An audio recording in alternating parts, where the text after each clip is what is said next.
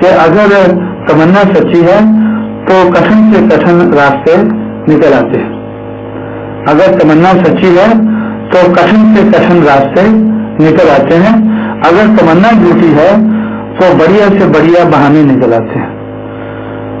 अगर तमन्ना झूठी है तो बढ़िया से बढ़िया बहाने, इतने बहानेबाज तो इसलिए तो जब मैं साइकिल के ऊपर 40 दिन प्रचार किया था तो उसमें एक प्रचार इसके ऊपर भी था कि हम लोग बहानेबाज लोग हैं, तो और हमारा समाज ही बहानेबाज है। तो अगर बहाने लगाते रहेंगे तो हमें रास्ता नहीं मिलेगा। बहानेबाज लोगों को कभी रास्ता नहीं मिलता।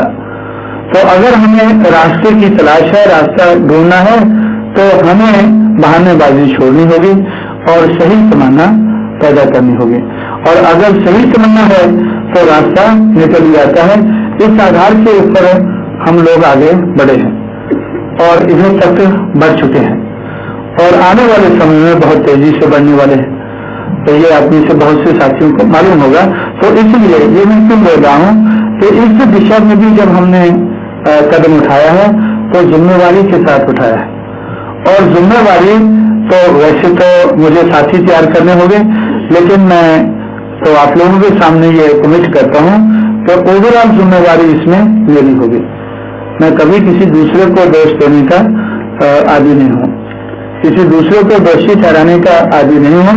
और खासकर अगर ठहराना भी पड़ता है तो हम अपनों को भी दोषी ठहराते हैं, क्योंकि मेरा ये हमने रवैया क्यों अख्तियार किया है कि उससे जरूर कुछ निकलता है।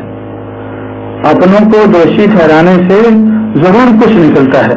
अगर दूसरों को दोषी ठहराते रहें तो कभी कुछ नहीं निकलता।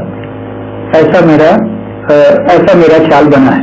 तो या मैं इसकी अगर एग्जांपल दूं, क्योंकि इसको इलस्ट्रेट करने के लिए, तो चंडीगढ़ में हमारा कन्वेंशन जब हो रहा था, थर्ड नेशनल कन्वेंशन था, तो उसमें हमारे ओपन सेशंस थे।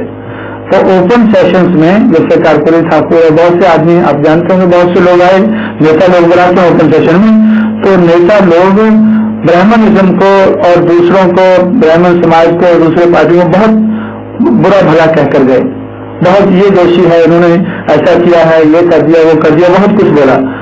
और बाकी हमारे 5 ओपन सेशन थे और 10 हमारे डेलीगेट सेशन थे, 15 हमारे डेलीगेट सेशन थे।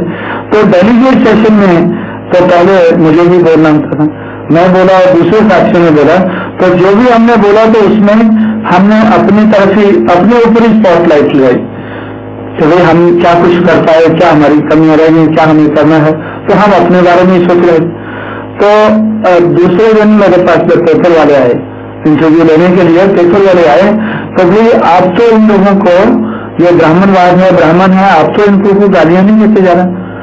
तो लेकिन आपने जो लोग बुलाए हुए हैं, तो जैसे कारपुरी ठाकुर का नाम लिया, और भी बहुत से लोग थे, उनसे भी एक से एक बढ़कर थे, क्योंकि 5 मेंबर पार्लियामेंट थे, 5 MLA थे और ऐसे नेता लोग थे।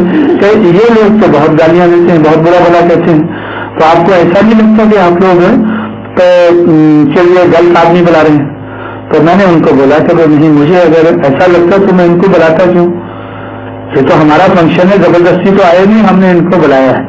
तो हमने अपना रोल बांटा हुआ है, क्योंकि दूसरे भी दोषी हैं, और मैं समझता हूं हम भी दोषी हैं। तो इसलिए जो नेता लोग हैं, आज तक मैंने देखा है, वो दूसरों को ही बुरा भला कहते रहे हैं। तो इसलिए हमारी बात आगे नहीं बढ़ी है। तो हम अपने आप को, हमारे नेता लोग अपने आप को तरफ नहीं देखते, अपने आप को जिम्मेवार नहीं ठहराते, अपने आप को दोषी नहीं ठहराते, तो दूसरे को बुरा भला करते रहते हैं। तो किस लिए कहते हैं कि ताकि वो अपने आप को करेक्ट कर ले।